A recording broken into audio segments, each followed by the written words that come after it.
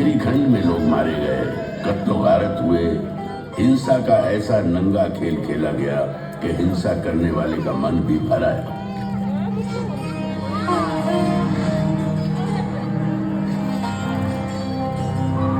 हैवानियत के बीच इंसानियत फिर से पैर जमाने लगी। हिंसा के खिलाफ अहिंसा की मजबूत जड़ें पहाड़ी चट्टानों, अंधेरे जंगलों, उफनती नदियों और महासागरों को चीरती सरहद पार तक फैल गई। और इसी धरती से इंसानियत का नया स्वर इस गिरिखंड से टकरा समस्त विश्व में गूंज उठा। समस्त मानव मेरी संतान है। मैं अपनी संतानों के लिए क्या चाहता हूं? मैं चाहता हूं उनका भला, उनकी खुशियां, इस संसार में भी और इसके बाद वाले संसार में भी। समस्त मानव जाति के लिए यही कामना है। तुम शायद ये समझ नहीं सकते कि मेरी ये कामना किस हद तक है, और यदि तुम में से कुछ इसे समझ भी जाए तो भी तुम इस कामना की शिद्दत को पूरी तरह नहीं समझ सकते। मैं अहिंसा के उसी नाद का प्रतीक हूं जिसने इस ब्रह्मांड को एक सूत्र में बांध रखा है, जिसका होना इंसानियत का होना है। यही भाईचारे की सच्ची परिभाषा भी है। सम्राट अशोक की ऐतिहासिक कहानी प्रारंभ होती है उनके दादा चंद्रगुप्त मौर्य से। ईसा की चौथी शताब्दी का अंत एक बटी हुई राजनीतिक स्थिति की शुरुआत का समय था। देश, जन, विष, ग्राम, कुल और राज्यों में बटे हुए थे। अलग अलग प्रदेश, अलग अलग शासक, अलग अलग शासन व्यवस्था, अलग अलग कायदे कानून। समय आया ईसा पूर्व 321 का। 25 साल का नौजवान चंद्रगुप्त मौर्य। हालांकि राजा नंद के मुकाबले उसकी फौजी ताकत कम थी, लेकिन कौटल्य जैसे गुरु की कूटनीतिक चालें नंद की फौज पे भारी पड़ गई।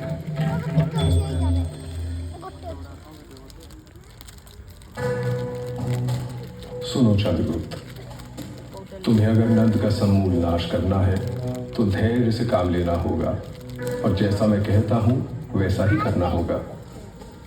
भूखे को अगर थाली की गर्म खिचड़ी खानी हो तो बीच में कभी हाथ नहीं डालना चाहिए।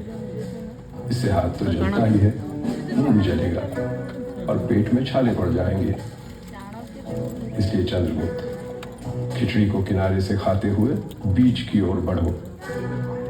इस तरह बिना खुद को आहत किए तुम आखिरी दाने तक को खा सकते हो। ठीक उसी प्रकार बताए मार्ग पे चलो। वो समय दूर नहीं जब सत्ता का केंद्र तुम्हारे हाथों में होगा। तुम अधिपति बनोगे।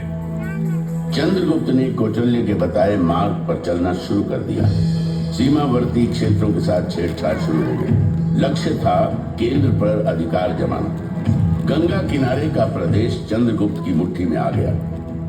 इसी बीच सिकंदर भारत से वापस लौट गया।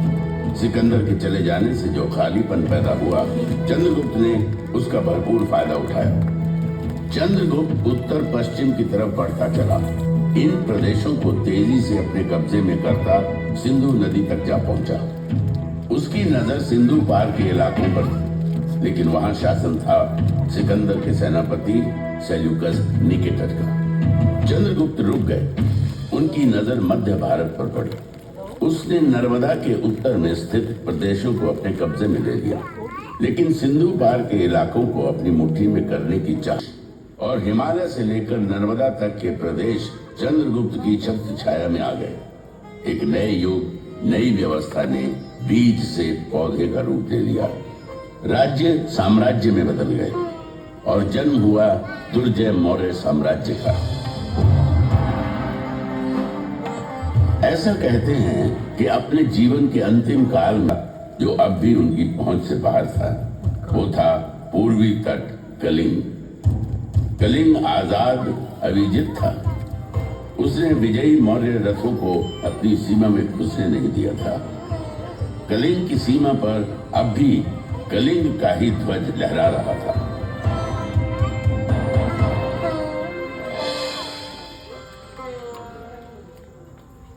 बिंदुसार की कई पत्नियों में से एक थी धर्मा। उसी के गर्भ से जन्म लिया बालक अशोक ने। अशोक के जन्म और उसके पराक्रम की भविष्यवाणी महात्मा बुद्ध ने पहले ही कर दी थी। एक ऐसा राजा इस धरती पर जन्म लेगा जो पराक्रमी होगा, धर्म ध्वजा को थामेगा और धर्म के विचार को सागर पार तक ले जाएगा। भविष्य अशोक की राह देख रहा था। अपने कई भाइयों में छोटा अशोक मेधावी था। गुरुओं की बताई बातों को फौरन समझ लेता। शस्त्र चलाने का खेल उसे खूब भाता था। दुश्मन के बाद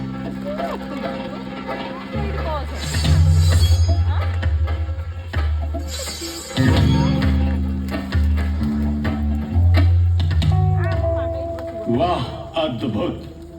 अशोक मेरे पुत्र, तुम्हारा भाई सुशील तुमसे ज्येष्ठ है, उम्र भी तुमसे बड़ा। बागडोर मेरे कंधे पे होनी चाहिए, वो अशोक के कंधे पे डाली जा रही है। पिता का अशोक के प्रति यह अनुराग मन शंकित होता है। सुशील बेचैन था और अशोक लगन धैर्य के साथ प्रांतों को नियंत्रित करने के कार्य में लग गया। अपने साहस, बुद्धि और नियंत्रण करने की अद्भुत क्षमता ने अशोक की लोकप्रियता में 4 चांद लगाना शुरू कर दिया। अशोक की बढ़ती प्रसिद्धि और प्रांतों के प्रांत में असंतोष बढ़ने लगा था। फौजी गुटबाजी शुरू हो गई थी। एक प्रांत के अंदर कई सैन्य दल बन गए थे। उनकी आपस की खींचतान और असंतोष से तक्षशिला खतरे में था। सुशील के लिए यही इसमें शत्रुता पाली हुई है।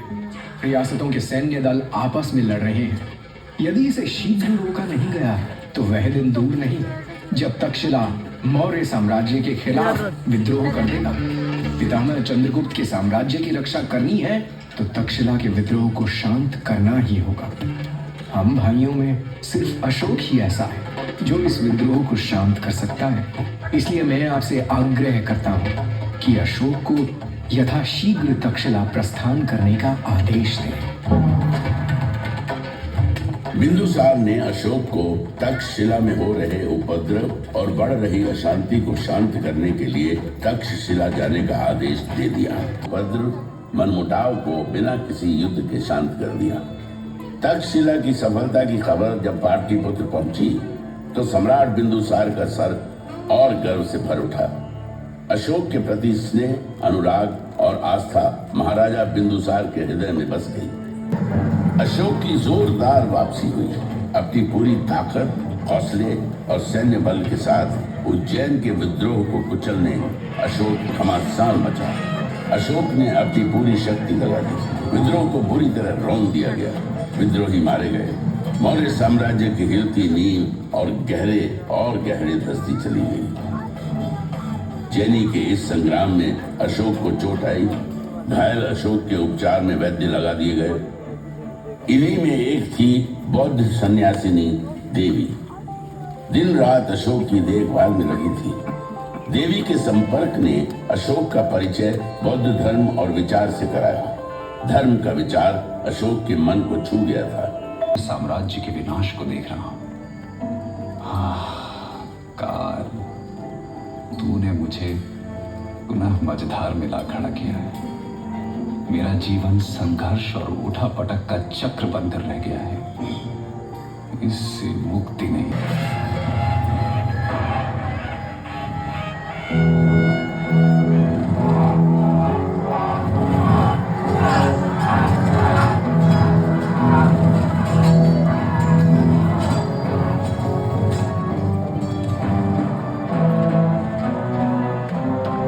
भयंकर मारकाट मची।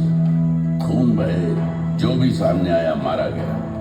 अशोक ने साम्राज्य की खातिर अपने सभी भाइयों का कत्ल कर दिया। सुशील मारा गया। मौर्य साम्राज्य का गौरवशाली मुकुट अशोक ने अपने माथे पर धारण किया। जीवन संघर्ष ने अशोक के मोम जैसे हृदय को पत्थर सा बना दिया था। इस हृदय में दया नहीं थी। करुणा का कतरा कतरा सूख चुका था। पाटलिपुत्र की गद्दी पर बैठने के साथ ही अशोक ने साम्राज्य विस्तार के लिए एक के बाद एक कई लड़ाइयां लड़ी।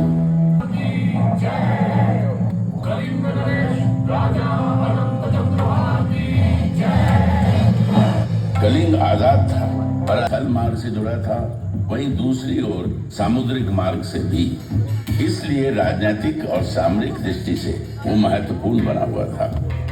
दूरदर्शी अशोक दक्षिण भारत पर अपनी बेहतर पकड़ बनाने के लिए कलिंग को अपने अधिकार में करने के महत्व को भली भांति समझ रहे थे। मौर्य साम्राज्य को अब उस समुद्री मार्ग को अपने कब्जे में करना होगा।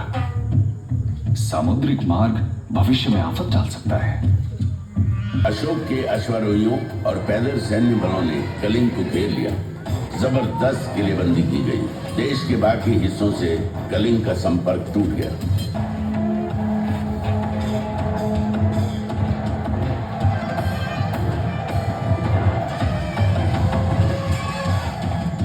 लोग बंदी बना दिए गए, लाखों लोग मारे गए, घायलों की तो गिनती ही नहीं थी। कलिंग का युद्ध इतिहास की सबसे बड़ी त्रासदी बन गया। मानवता आंसू बहाती रही।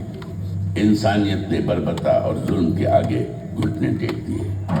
मैं तो निकला था विजय करने कि कलिंग की भूमि मेरा स्वागत करेगी, लेकिन विजयी राजा की तरह फूलों की वर्षा, चंदन और कुमकुम से मेरे माथे पर तिलक होगा। अरे मेरे कर्म, मेरे मस्तक पर तिलक की जगह रक्त रंजित कीचड़ पुता। मेरे स्वागत को पीछे मुर्दा शरीर, कटे हुए मानव अंगों के ढेर, सियार और भेड़िए गा रहे हैं विजय गीत। वातावरण में सिर्फ दुर्गंध, मुर्दा शवों की दुर्गंध। क्या यही है मेरी यश भूमि? यही है मेरा पराक्रम? यदि विजय है ये, तो पराजय क्या? ये विजय है या पराजय? न्याय है या अन्याय? ये वीरता है या कायरता? क्या निरपराध बच्चों और स्त्रियों की हत्या ही वीरता है? मैंने जो किया है, क्या यही है?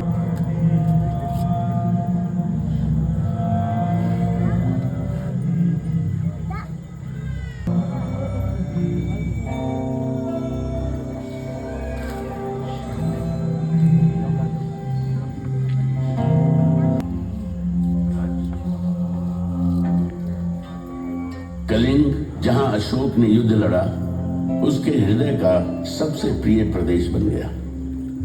धौली की जो दया नदी रक्त से लाल हो गई थी, उसी दया नदी के तट पर बसे धौलीगिरी में अशोक ने कई चैत्य और स्तूप बनवाए। जाति पाति के भेद खत्म कर दिए गए। लोक कल्याण और जनहित उसके शासन के मंत्र बन गए। रोशनी फैलाने का काम करते हैं। संभवतः अशोक दुनिया का